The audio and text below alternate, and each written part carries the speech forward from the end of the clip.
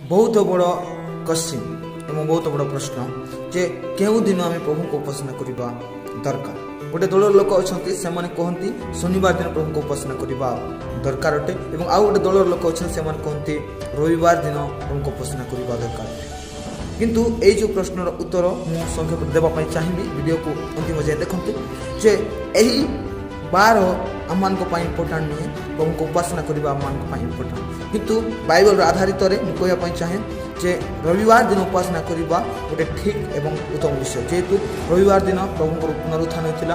रविवार दिन आद्य मंडल शिष्य मैंने रोटी भांगी एकत्र होते।